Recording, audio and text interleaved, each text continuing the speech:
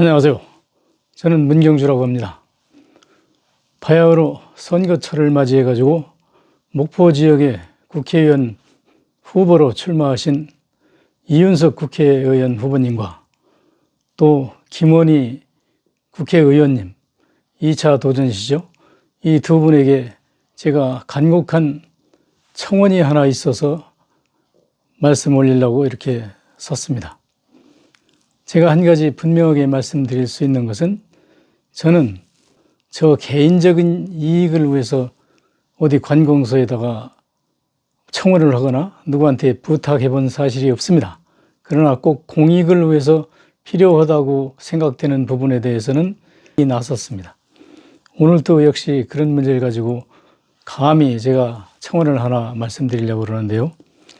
이 목포 지역은 제가 와서 보니까 관광 이외에는 별로 산업을 발전시킬 만한 대상이 별로 없어요. 해양수산, 어획고도 점점 줄어드는 현상인 것 같고, 여기 기타 다른 공업지역도 아니고 반드시 관광이 활성화되어야 먹거리도 판매가 되고 해산물도 판매가 되고 또 식당이나 여관 이런 모든 업소가 주로 관광산업이 발전해야만 되는 그런 지역이라고 저는 느끼고 있습니다. 그런 의미에서 이 지역에다 대형 백화점을 짓든지 별짓을 다 해봐도 인구가 많지 않기 때문에 그런 사업은 가능성이 별로 없을 것 같습니다. 그렇다면 꼭 필요한 관광산업을 육성시켜야 되는데, 제가 평소에 소원하는 바는 우리 전라도 사람들은 고려의 건국과 관련해서 우리가 고려의 중추적인 힘을 보태서 고려를 세운 고려의 뿌리입니다. 제가 그것을 영상으로 설명드릴 텐데요. 그런 뿌리가 소외돼 가지고 반대로 전라도 사람들은 배역하다, 특히 고려로부터 배역하다 이런 억울한 누명을 써왔는데, 이것은 완전히 100% 거짓말입니다. 나는 모든 걸 걸고 제가 장담할 수 있어요. 저는 고려사에서부터 배역의 근거라고 하는 것을 샅샅이 뒤져봤지만 그런 가능성은 전혀 없습니다. 후녀 8조에서부터 해자되고 있는 모든 문제는 다 풀어봤는데 우리 전라도는 완전하게 모략을 당한 거죠. 왜 그러냐면 고려의 제2대 해종대왕이 전라남도 나주에서 출생했습니다. 오씨 가문에서 태어나서 왕무라는 이름으로 고려의 제2대 해종대왕이 됐는데, 만약에 왕건이 전라도를 나쁘게 봤다면 왕권을 가장 튼튼하게 다져가야 될 그 중요한 자리에 왕무라는 2대 해종대왕을 하사할 일이 없죠. 그렇게 본다면 그런 측면에서도 그렇고 여러 가지 제가 입증하는 자료에 의해서 우리 전라도는 완전히 고려의 뿌리를 우리가 중추적으로 세운 그런 이 지역이기 때문에 이것을 꼭 역사적으로 확인받아야 될 그런 중차대한 사료라고 생각됩니다. 그런 의미에서 국회의원 후보님들께 제가 간곡히 부탁드리는 것은 목포권에 기존에 있는 공원도 좋고 기존에 있는 공원보다 더 크고 웅장하게 공원을 하나 만들어 가지고 거기에 비문을 세우는 것이죠. 고려의 뿌리는 바로 이 목포 호남권 청년들에 의해서 세워진 나라다.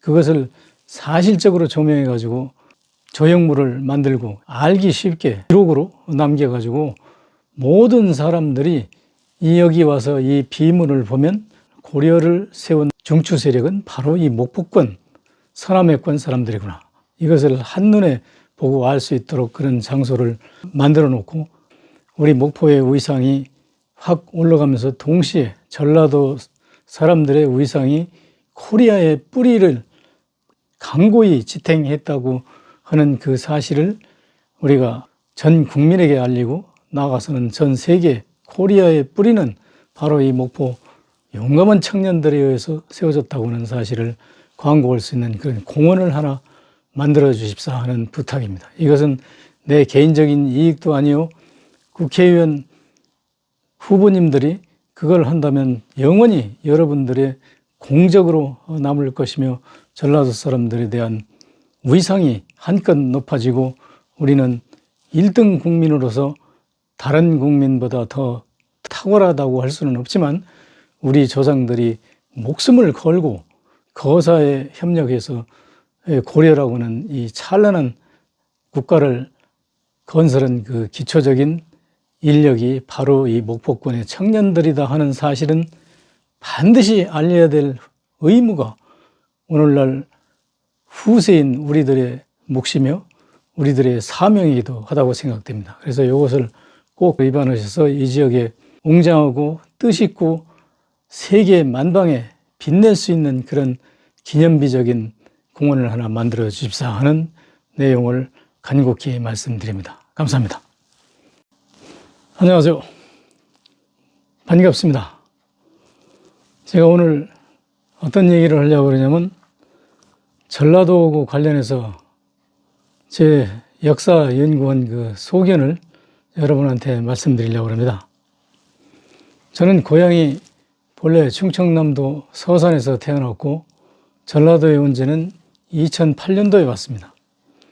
그러면 지금 얼마입니까? 2018년하고 23년이니까 약 한 15년 정도 됐네요.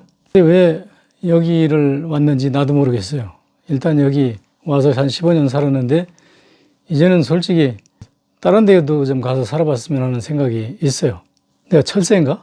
전라도에 대한 애착을 왜 갖냐면 저도 옛날에 가난한 가정에서 태어나서 이재명 씨처럼 소년공이 돼가지고 무허가 공장 그런 데서 일을 한 적이 있습니다.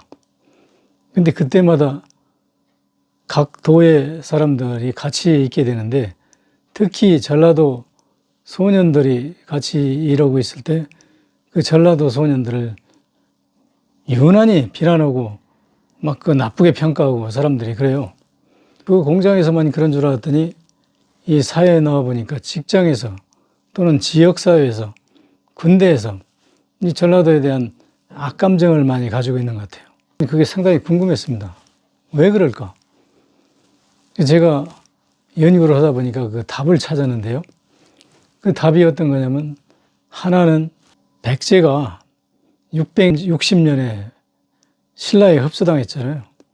그러니까 신라에서 의도적으로 전라도 사람들을 비하했어요. 맨 첫 번에 흡수당한 게 백제 아닙니까? 계급 사회를 따지는 그 신라에 뭐 육두품이 있고 17관등급이 있지 않습니까? 그런데 그 17관등급이라는 건 최하위 계급인데 새로 복속된 백제 신민을 17관등급 이상으로 예를 들어서 뭐 15관등급이나 10관등급으로 특별히 올려줄 이유가 있습니까? 신라는 저희들끼리 진골, 성골을 따지는 사람들인데 그 신라의 그 골품이 전혀 백제하고 연관이 안 되는데 백제를 인정해 줄 이유가 없죠. 그러다 보니까 의도적으로 전라도를 비하 무시했다고 그렇게 생각이 됩니다. 장보고라는 소년이 정년이라는 소년하고 둘이 당나라로 망명을 가죠. 그 망명 간 연대는 지금 정확히 밝혀지지 않아요. 근데 그 망명 간 이유가 뭐냐면 신라에서는 17관등급이 할 수 있는 게 소장농이나 바다에 가서 고기 잡는 거 그리고 그 상민 취급받는 거 이거밖에 없기 때문에 아무리 뛰어난 인재가 탄생한다 하더라도 앞날이 캄캄한 거예요. 출세할 길이 없는 거예요. 그러니까 에라 모르겠다고 당나라로 망명 갔는데 그 어린 나이에 제 생각에는 10대에 갔을 걸로 생각이 되는데 어린 나이에 자기 그 신분에 제약을 받는 이 조국이지 않습니까? 물론 그 백제는 아니지만 신라라고는 한반도의 영토에서 태어난 그 조국을 버리고 당나라로 망명하는 그 소년은 아주 용감하고 진취적인 소년이었다고 그렇게 생각됩니다. 당나라에 가서 뭐 여러 직업을 전전했겠죠. 노동도 하고 뭐 이렇게 하다가 나중에 그 해적들이 하도 심하게 침공해오고 그러니까 그 당나라에서도 해적을 퇴치해야 살겠다. 그래서 소위 무령군이라는 군대를 조직하는데 그게 지금 우리나라로 얘기하면 해병대격인 것 같아요. 바다와 육지를 양쪽에서 수령 양력으로 지키는 그런 군대죠. 지원하죠. 그 장보고 청년이. 그래서 거기서 열심히 군 생활을 이제 적응하는데, 장보고라는 그 청년이, 소년이 이 전라도에서 뭐 할 일도 없고 그러니까 뭐를 했냐면 주로 활 가지고 사냥을 했어요. 꿩도 잡고 뭐 토끼도 잡고 다람쥐도 잡고 그 활로 은복이라는 별명을 가지고 있어요. 활을 기가 막히게 잘 쏜다고. 활 쏘는 솜씨에서부터 그 무령군에서 적응을 하다 보니까 일치월장해 가지고 인정받아서 무령군 중소장까지 올라가는데, 이 중소장이라는 지위가 어떤 거냐면 우리나라로 말하면 뭐 한 중대장급 뭐 그 정도 되는 것 같아요. 기반을 잡고 나서 당나라의 민가에 가보니까 노예들이 굉장히 많이 있는데, 이러면서 아 그랑께 말이야 전라도가 말이시 어쩌고, 그 전라도 사투리를 많이 쓰거든요. 근데 그 전라도 사투리가 독특해요. 그 전라도 사투리에 들어가는 게 뭐냐면 거시기, 머시기 이런 거 나오는데, 제가 기회 있을 때마다 얘기하는 게 거시기라는 거는 게스예요. 게스. 게스가 뭐냐면 뭘 생각하다 이런 거거든요. 그러니까 거시기 말이면 내가 생각해 보니까 머시기는 미주어예요. 미주어. 뭘 측량하다 이거예요. 그러니까 머시기, 거시기가 나중에 이제 영어가 번역돼 가지고 거시기는 게스로 번역해요. 머시기는 미주어로 번역했고, 물론 미주어가 측량하다, 뭘 관측하다 뭐 이렇게 여러 가지가 있는데, 이게 전라도 사람들이 거시기, 이게 말이야, 거시기가 뭐냐면 생각해 보니까 머시기는 뭐냐면 잘 살펴서 측량해 보니까 뭐 이런 내용이거든. 하여튼 그거는 지엽적인 얘기고, 그런 독특한 어법을 가지고 있어서 아주 반갑더라고요, 장보고가. 그래서 가서 당신들은 어쩌다가 이렇게 당나라에 와서 이 노예 생활을 하고 있냐 물어봤더니, 해적들로부터 납치당해가지고 팔려왔다고 하는 거예요. 그 얘기만 하면 그냥 아주 얼마나 구슬플 거예요. 멀쩡한 사람들이 납치당해가지고 팔려왔으니까. 이 장보고가 그때부터 노예들을 생각한 거예요. 도대체 내 고향 신라에서 나라를 어떻게 지키길래 평범한 사람들이 이렇게 팔려와가지고 여기서 노예를 하고 있나. 이걸 그 관심을 가지고 살펴보니까 이 노예 생활이라는 게 상당히 비참한 거예요. 장보고는 의협적인 청년이거든. 그리고 진취적인 청년이고, 여기 아마 새로 국회의원 나오는 그런 분들처럼 뭔가를 개선하려고 하는 그런 그 의지가 있는 사람들이 전라도 청년들이에요. 장보고 역시 그런 사람이고, 저도 그런 사람이에요. 그러니까 나하고 관계없는 이 역사를 들춰내가지고 여러분하고 이렇게 논하죠. 그래서 이 사람이, 아, 이거 신라를 잘 지켜야 되겠구나. 당나라도 지금 해적한테 그렇게 당하다가 해적을 막기 위해서 무령군대를 조직해서 링비를 쓰고, 그놈들 해적 오면 막 결투하고 이래가지고 쫓아보내가지고 지금 평정이 됐는데, 이거 우리 신라도 이거 해야 되겠구나.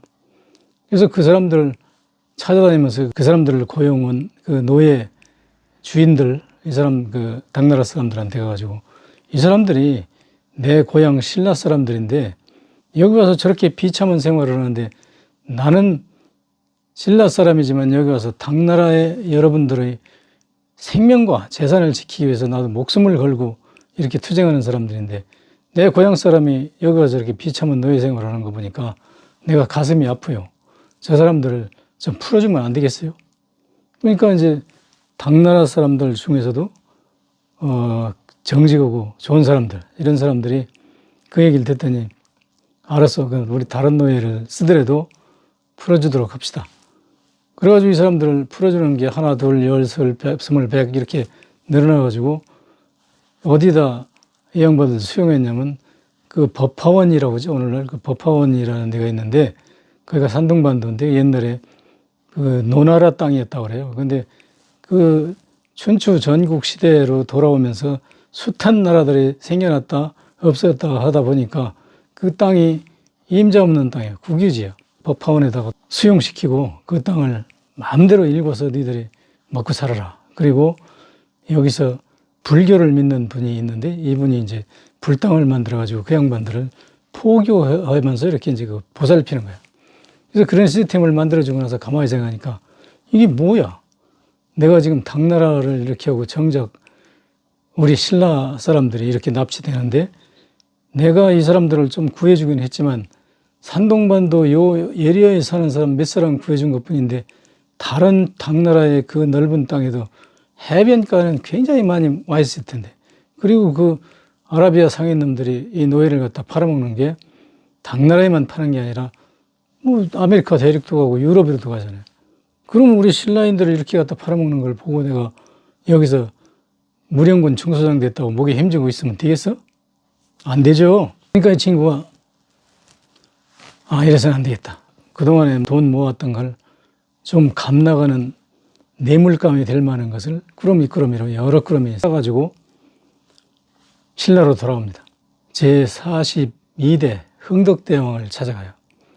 그 당시 흥덕대왕이 826년부터 836년까지 제의연서감인데 835년에 장보고 장군이 찾아가요. 왕을 아무나 만날 수 없잖아요. 그러니까 그 많은 재산을 가지고 꾸러미 싼 보물들을 여러 그 성골들 이런 골품들을 찾아다니면서 나 대왕님하고 면담을 좀 시켜주십시오. 이렇게 여러 날을 교섭 끝에 어떻게 해서 운이 좋게 흥덕대왕님하고 면담이 됐는데, 흥덕대왕님한테 가가지고 제가요 당나라에 가서 무령군 중소장까지 하면서 바다를 지킨 경험이 있는데, 거기서 보니까 우리 신라인들이 숱하게 잡혀가지고 거기서 노예 생활을 하는데, 그 사람들 얘기 들어보니까 거기만 팔리는 게 아니라 중원 전체에 팔려나가고 유럽까지도 팔려나간다는데, 우리 신라의 신민들이 이렇게 팔려나가서는 되겠습니까? 대왕님이 나라를 지키는 데는 백성이라는 그 울타리가 있어야 되는데 이 백성을 보살피지 못한다면 이건 안 되는 거 아닙니까? 그러니까 제가 당나라에서 무령군을 조직해가지고 해적을 대적해서 싸워보니까 가능합니다. 저한테 모병군을 주면 제가 이 신라의 바닷가에 있는, 특히 그 호남 지역의 곡창지대 주변에 있는 그 젊은이들을 모아가지고 바다를 지키는 군대를 만들어가지고 우리가 바다를 지키고, 또 지금 점증하는 아라비아 쪽에 그 사치품 상인들이 많이 와가지고 이 신라인들의 부호층을 찾아다니면서 기금속 뭐 이상한 물품을 갖다 고가에 팔러 가는데, 저희들이 그거 검문해가지고 그 가격을 적정하게 조정해가지고 그 귀족들이 10만 원씩 사는 물건이라면 제가 당나라의 그 경험에서 보면 한 5만 원이면 살 수도 있을 것 같아요. 그러면 내가 한 깎아가지고 귀족들한테 10만 원에 사는 걸 최대한 깎아가지고 그 나머지 금액을 우리가 관세로 받아서 해양 경비대들 숙식 제공하고 거기 활동하는 그런 비용으로 쓰겠습니다. 그리고도 돈이 남으면 왕실에다 가서 상납하겠습니다. 그러니까 저한테 모병군을 주십시오. 아주 진지하게 얘기를 했단 말이에요. 흥덕대왕이 가만히 생각하니까 지금은 삼국 통일 후에 군대를 전부 해산하고 왕권 수비대 정도만 가지고 있기 때문에 군사를 턱턱 내줄 만한 그런 형편이 아니지만, 장보고는 제 스스로 군사를 모병하겠다는 그 조건으로서 신라의 17관등급입니다. 그런데 이 17관등급인 제가 육두품에도 못 들어가는데 할 수 있는 게 뭐 있습니까? 신라에서 군대를 준다면 최소한 뭐 10관등급 이쪽 저쪽 되는 그런 병사들인데, 그런 병사들을 나한테 줘야 제가 통솔을 할 수가 없습니다. 그리고 그 신라의 10관등급 이쪽 저쪽 되는 사람들이 최하 17관등급인 장보고한테 와가지고 지휘를 받겠습니까? 그러니까 이게 통솔 자체가 안 되니까 저한테 모병군을 주면, 특히 그 전라도 지역에는 17관등급이 대부분입니다. 그러니까 그 친구들을 제가 수집해가지고 신라의 해안을 확실히 지키겠습니다. 그러니까 흥덕대왕이 가만히 생각하니까 이건 뭐 손 안 대고 정치하는 거잖아요. 좋다. 그럼 네가 그렇게 해라. 그래가지고 835년에 이 전라도 지방에 와서 각 고을에 다니면서 내가 며칠 전에 흥덕대왕님을 만났는데, 이 전라도 일대에 곡창지대에 왜구들이 끊임없이 출연하는데 경비를 담당하는 조건으로 여기서 모병을 해가지고 바다를 지킬 그런 계획을 가지고 있으니까 이 지역에 있는 20세 전후의 청년들을 모아달라. 각 고을에 다니면서 연설하니까 망명을 받았다는데 그 관료들이 가만히 있습니까? 적극 협조를 하죠. 젊은이들을 모아놓고 여러분 해적이 두렵지 않습니까? 여러분 해적한테 무슨 당했거나 당한 이웃에 대한 사례를 아는 분 있으면 얘기해 보세요. 그러니까 젊은이들이 가만히 있다가 나서가지고 저도요 저희 이웃에 사는 누가 얼마 전에 납치당해 갔는데 그 후로 소식이 없어요. 그리고 우리 재산 다 뺏기고 뭐 해적만 오면 우리 산으로 뛰어 도망가서 숨기 바빠요. 지금 아주 그게 가장 불안하고 삶에 대한 불안정 요소 중에 하나입니다. 그러니까 정부가 바로 그겁니다. 그래서 내가 그 흥덕대왕님을 만나서 이 해안을 확실히 지키겠다는 각오를 보이고 그 흥덕대왕님으로부터 모병권을 얻었으니까 여러분 나하고 같이 해안경비대를 같이 활동을 용기가 있으시고 의지가 있으신 분은 나를 따르시오. 그러니까 그 젊은이들이 가만히 있다가 이건 그냥 황금 같은 기회거든요. 이 17관 등기 보면 아무짝에도 쓸 수 없는 이런 사람들인데 당장 그 대원이 되는데 보람차요. 그러니까 저도입니다 해가지고 흥덕대왕한테 얼마의 모병권을 얻었냐면 1만 명의 모병권을 얻었어요. 근데 아마 당장 그 해는 1만 명이 못 됐을지도 몰라요. 그 사람들을 모병해가지고 여러분이 잘 아시는 청해진을 설치했는데 1년 후에 흥덕대왕이 죽어요. 매년 새로운 20대를 모았을 그 보고 장군이 서기 846년에 약 한 12만 명의 군사를 모은 거예요. 12만 명을 모아서 다 완도, 그 청해진, 거기다가 그 모아놨다고 생각하는데 그렇지 않습니다. 해적이 완도만 옵니까? 해적을 막기 위해서는 각 바닷가 요소, 항구에 전부 다 배치해야 돼요. 그렇게 보면 이 목포가 제일 많이 드나드는 데라고 친다면 목포에 몇만 명을 뭐 이렇게 주둔시키는 게 아니에요. 몇만 명을 지정해, 이 목포 청년들을. 그러면 이 사람들이 일하다, 고기 잡다, 뭐 해적이 나타났다면 와 하고 몰려가지고 그 일사불란한 그쪽에 이제 지휘자가 있고 뭐 이런 식으로 해가지고 이 서남해안 일대를 장보군단이 딱 장악한 거예요. 그럼 경상도는 없느냐? 경상도는 없어요. 왜 없냐면 우선 경상도 사람들은 17관 등급이 없어. 그럼 그 관등급이 그 위로 높은 사람들이 17관 등급인 장보고한테 와가지고 왜 대장님 뭐 이렇게 합니까?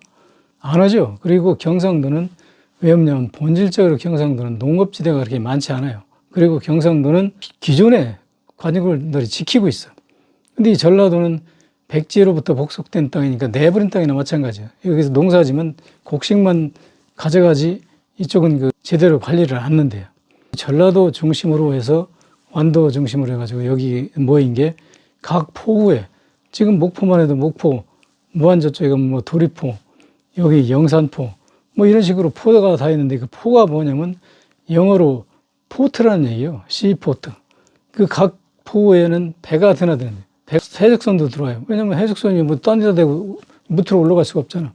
그러니까 해적선이 오든 상선이 오든 배가 들어가는 데는 전부 다 방어 대상이 되는데요. 그러니까 그쪽으로 포인트 이렇게 조직한 게 전부 다 합치면 12만 명이 된다 그 말이에요. 12만 명이라는 건 뭘로 증명하냐? 1년에 평균 10,000명씩 모병권을 받았으니까 10,000명씩을 계속 할 거 아니에요. 그래서 그걸 모아보면 한 12만 명이 된다는 얘기예요. 그런데 이 신라의 왕권 가지고 다툼이 심했잖아요. 흥덕대왕이 죽고 나자 희왕왕이 들어서는데 그 양반도 암살당해요. 민해왕인가 이 사람한테. 김균장의 아들인데 김우중이라는 사람이 있었는데 이 사람이 가만히 생각하니까 우리 아버지를 죽이고 조카가 왕위에 올랐는데 저놈이 나를 그냥 놔둘 가능성이 별로 없어. 이 양반이 머리가 돌아가는 사람이라 나는 목숨을 담보로 해가지고 장보고 흥정을 해야 되겠다. 자기를 구할 수 있는 방법은 장보고한테 가가지고 나를 좀 목숨을 보호해 주세요. 이렇게 해서 장보고가 오케이 하면 가능성이 있는데 장보고도 배타적으로 내쫓으면 자기는 죽을 수밖에 없어. 그러니까 자기가 사는 방법은 발해나 일본으로 도망가야 되는데 그렇게 되면 이 신라하고는 영영 연이 끊어지는 거야. 그래서 일단 장보고 흥정을 한번 해봐야겠다 해가지고 장보고한테 가서 그 사실을 얘기를 해요. 나 이래서 그 암살 위협을 느끼고 있는데 나를 좀 보호해 줄 수 있습니까? 그러니까 장보고 장군이 가만히 생각해보더니 그 맞네. 당신 그 위험하네. 그러면 나한테 와 있어요. 내가 도와줄 테니까. 김우징 씨를 자기 밑에다 데리고 있어요. 그 후로 얼마 있다가 민해왕이라는 놈이 희왕을 죽이고 지가 왕이 됐어. 김우징 씨가 이거 보니까 이게 지금 해도 너무 난잡하게 나가거든. 그래서 장보고 장군을 만나요. 제가 지금 이 상황을 보니까 왕실을 대신해서 장군한테 면목이 없습니다. 우리 신라가 이렇게 왕실이 복잡할 줄은 내가 몰랐어요. 근데 그걸 내가 그냥 보고 있을 수는 없고, 그래서 내가 가서 민해왕 저놈을 처단하고 내가 그 왕을 다시 세우든가 내가 하든가 그렇게 할 생각이 있는데 당신이 나한테 군사 5천만 줄 수 있어요? 그러니까 장보고가 한참 생각하다가 그 5천 드리죠. 군사 5천 드리는데 기왕에 말이 나왔으니까 내 청도 하나 들어주죠. 이게 무슨 청이요? 내가 지금 신라의 17관등급인데 등급이 올리려면 내 딸을 왕실에 시집 보내가지고 자연적으로 등급이 올라가서 나도 이 밑에 통솔하는 데가 17관 등급만 데리고 있을 게 아니라 뭐 10관 등도 데리고 있고 유능한 사람들을 해양에서 이게 기용할 수 있지 않습니까? 그러니까 그렇게 하고 싶은데 내 청도 좀 들어주시오. 그러니까 김우징이가 뭐 이것저것 생각할 필요가 없어. 줬어. 내가 그렇게 할 테니까 일단 민해왕을 가르치는데 도움이 될 만한 군사를 한 5천만 추려서 주시오. 장보고가 가장 잔머리 잘 들어가고 좀 말 잘 듣는 놈, 염장이라는 놈을 골라가지고 군사 5천을 줬어요. 주면서 염장한테 단단히 일르는 거예요. 너 일당 100 한다는 각오로 가가지고 우리 장보고 군단의 위력을 보여주는 의미에서 최선을 다해라. 그리고 신라를 치러 가는데 여기 강진호고 나주에 걸쳐 있는 병영산성이라고 하는 데가 있는데 거기에 신라의 보안사령부가 있다. 왜냐하면 백제를 복속은 땅이기 때문에 혹시 백제에서 반기를 들지 모르기 때문에 그 보안부대가 거기 있으니까 그 부대를 먼저 치고 가라. 그걸 안 치고 가면 뒤를 와서 치게 되면 위험할 수가 있으니까 기습적으로 가서 강진 나주에 걸쳐 있는 병영산성에 있는 신라의 보안부대를 치고 바로 신라로 가서 들어가 봐라. 김우징이가 왕위에 올라서 이 사람이 신무왕이에요. 그래서 이제 그 장보고가 탄탄한 그 기반을 잡았다 싶었는데 이 신무왕이 1년도 못 가서 죽어버렸어요. 왕이 그 자제바뀌어요. 신무왕이 죽고 나니까 그 아들 문성왕이 이제 올라갔는데 그 아들은 장보고하고 특별한 인연이 없단 말이에요. 제 아버지 신무왕을 살려준 은공은 있지만 그 정치사회에서 그런 게 통합니까? 그래서 장보고가 아주 낙담을 하고 있는데 이 염장이라는 놈은 장보고한테 연락도 안 하고 이제 자기가 그 신무왕을 바꿨으니까 아주 목에 힘주고 장보고가 좀 뭐 궁금한 거 있어서 사람 인편에 뭐 물어봐도 나중에 알려준다 그래. 그러고 아주 이게 뻐기고 다녔는데 이게 벼랑간 신무왕이 죽어버리니까 장도 이게 갈 데가 없는 거야. 이게 막 코가 쑥 빠져가지고 돌아다니는데 문성왕이 입장에서 보니까 어차피 우리 아버지하고 약속은 장보고의 딸을 왕실에서 받아주게 되면 사돈이 돼가지고 저 사람이 상대등 정도의 대우로 올라가게 되는데 그렇게 되면 왕실의 중요 회의도 참석할 수가 있고 그러다 보니까 이게 왕실이 위협을 받게 생겼단 말이에요. 김문성은 이게 똑똑한 사람이지. 염장을 설득해가지고 너 가서 장보고 장군을 암살해라. 그러면 너한테 청해진을 줄게. 이렇게 염장이 와가지고 장보고를 속여가지고 형님 제가 그동안에 해설을 떨어가지고 장보고 둘이 술판을 벌이다가 장보고가 먼저 술을 먹고 떨어지니까 염장은 술 먹는 척하고 딴 데 다 붙고 그러다가 막 칼로 난자해가지고 장복을 암살했단 말이에요. 그러고 나서 이거를 맡았는데 그때 비로소 점호해보니까 10만 명이나 이 장보고 군단이 이게 다. 근데 이것을 신라에서 뭐라고 하냐면 1만 명선으로 유지해라. 나머지는 위험하니까 다 없애라. 그런데 그거 무슨 재주로 그 천하의 당시에 신라에서 최대의 그 전투 경험을 가진 맹장들인데 이걸 무슨 수로 그 10만 명을 없앱니까? 신라는 뭐 정예군도 아니고 염장이 와가지고 제 아무리 변절하는 수집했다고 해도 1만 명 정도밖에 안 가지고 있는데 왕실하고 얘기해가지고 851년에 10만 명을 어디로 보내냐면 벽골제로 보내요.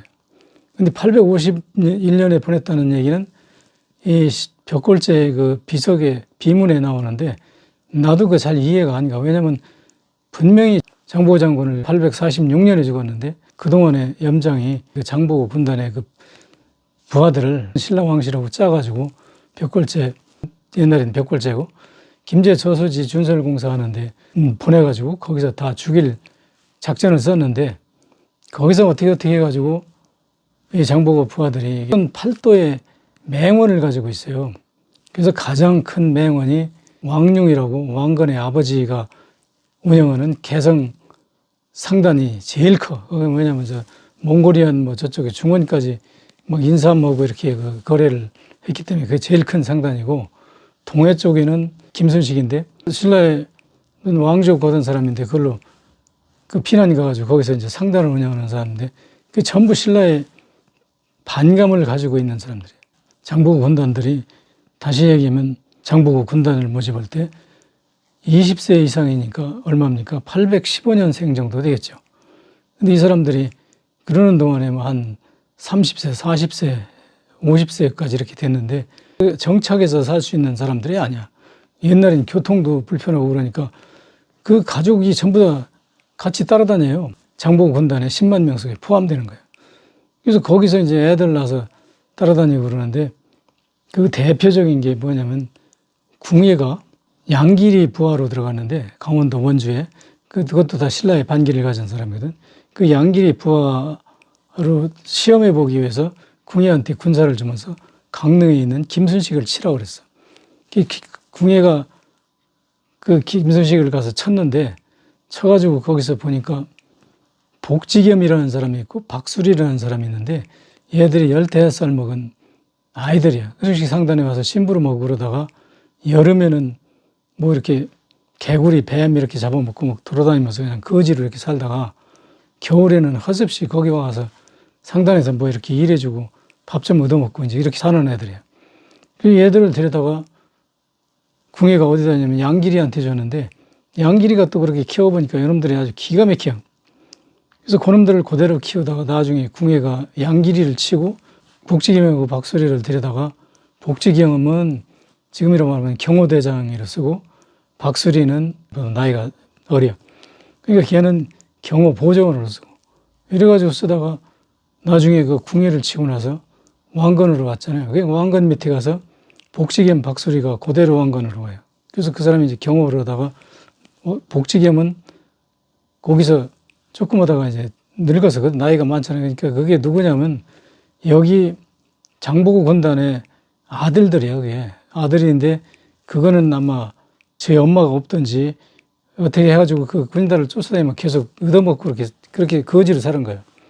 그래서 그 애들이 나중에 커가지고 왕건에 복지겸이가 경호대장 하다가 병 들어가지고 어디로 가냐면 충청남도 면천에 가가지고 거기서 이제 죽었는데 그 면천 복시라고 그러죠. 그래서 거기 족보도 면천으로 돼 있는데 그게 사실은 다 전라도 사람이라는 거죠. 왜냐하면 왕건이 궁예를 치고 성공하고 나서 충청북도 진천하고 음성 롱다리라고 있는데 거기다가 특공대를 배치했어요. 왜냐하면 삼남 지방에서 치러 오는 사람이 있으면 거기서 맞겠다. 그리고 어디다 또 배치했냐면 그 면천 지방에 소위 요즘 삽다리라고 그러죠. 삽교천. 거기다가 또 특공대를 배치했어. 그러니까 그 복지겸이 무슨 중병이 들어가지고 가만히 생각하니까 어디로 가서 안정할 때가 필요한 거예요. 그러니까 그 자기 특공대가 있는데 보낸 게 면천으로 보낸 거예요. 그래서 거기서 살았는데 나중에 그 왕건이 복지겸한테 100만 평인가 하는 땅을 하사했어요. 그래서 거기서 이제 거부로 살았던 거지. 그래서 거기서 100만 평 경영하자면 뭐 거기 집사도 있고 뭐 이렇게 사람들이 많이 보행하잖아요. 그 사람들이 족보를 만들어가지고 이 사람은 면천복시다. 근데 그 박수리라는 사람은 끝까지 복지겸을 형님처럼 따라다녔는데 이 사람은 나중에 왕건을 끝까지 모시다 왕건 돌아가시고 나서 광종, 정종, 충청북도 이 두 사람한테 암살당했잖아요.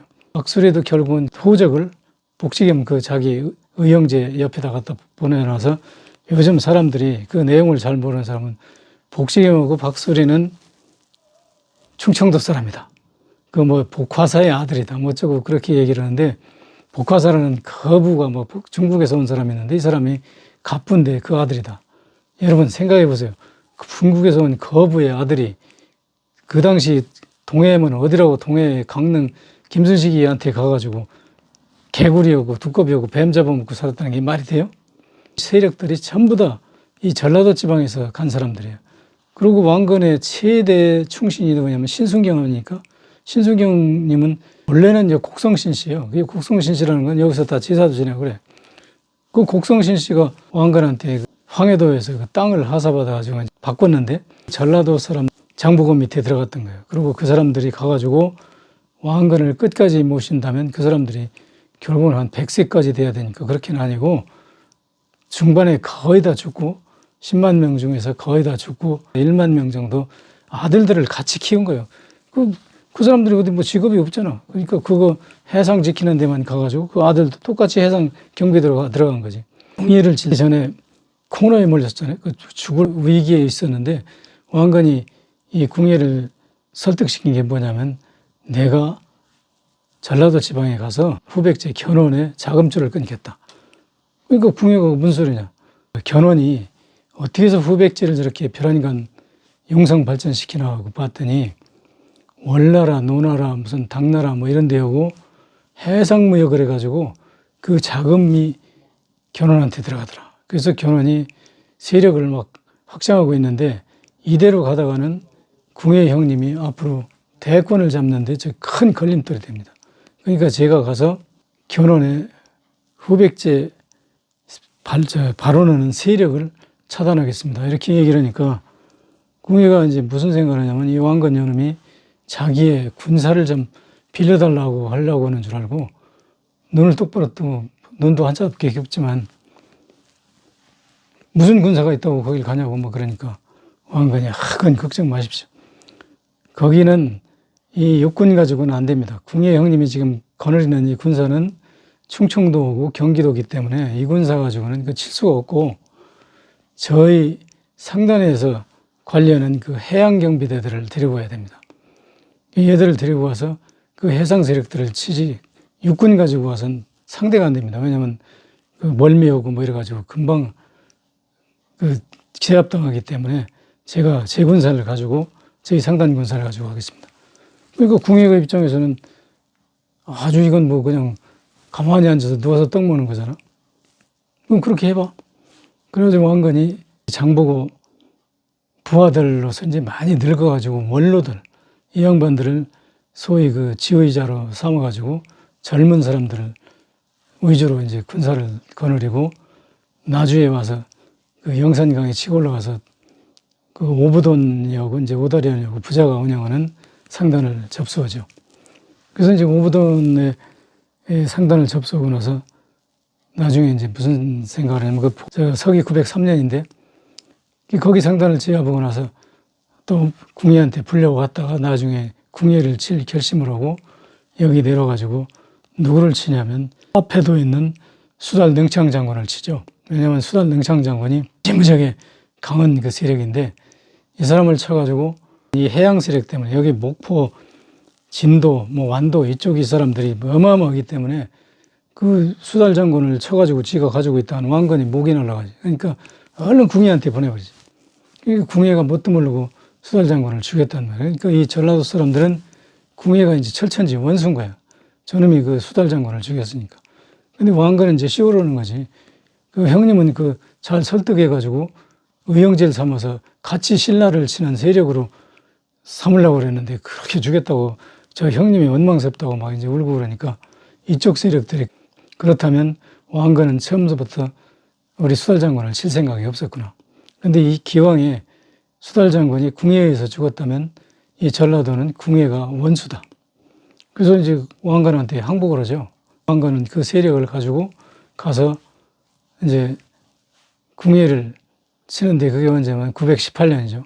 918년에 어디서부터 치냐면 경기도 파주서부터 궁예를 공격해가지고 명성산성 궁예를 꺾고 왕건이 이제 대권을 잡았는데 제가 이제 중요한 말씀을 드리려고 그러는데 왕건이 대권을 잡고 나서 무슨 문제가 생겼냐면 여기 나주에서 출생한 회종대왕 왕무라는 사람이 있죠. 이 회종대왕을 고려의 제2대 대왕으로 모셨는데 그 박수래가 이제 거기도 경호실장으로 그대로 가요. 박수래라는 사람은 왕건 경호대장, 왕건의 아들 경호실장까지 가는 거죠.